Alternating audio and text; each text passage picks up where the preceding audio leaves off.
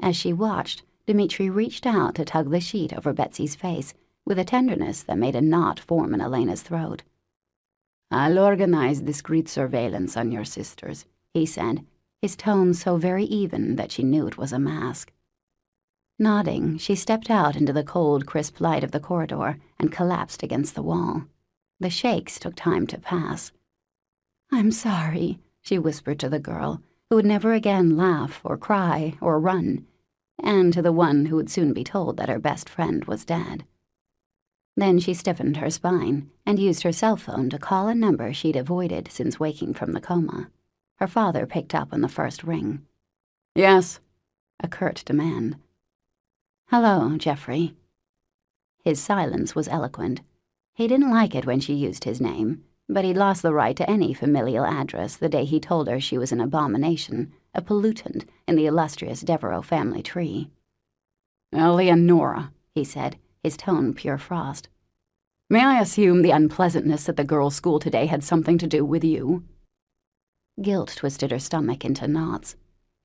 "Evelyn may have been the target." Hand pressed hard against the chipped paint of the wall, she told him the rest. "Her best friend, Betsy, was murdered. You must know how alike they looked." "Yes?" "Evelyn needs to be told. The names will leak to the media soon enough." "I'll have her mother speak to her." Another pause. "The girls will be tutored at home until you sort out whatever mess you've created this time."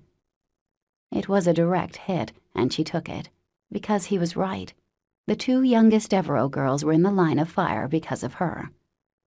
That's probably for the best. She didn't know what else to say, how to speak to this man who had once been her father and was now a stranger who seemed to want only to hurt her. In the days after she'd woken from the coma, she'd remembered forgotten pieces of her childhood, remembered the father she'd loved all those years ago.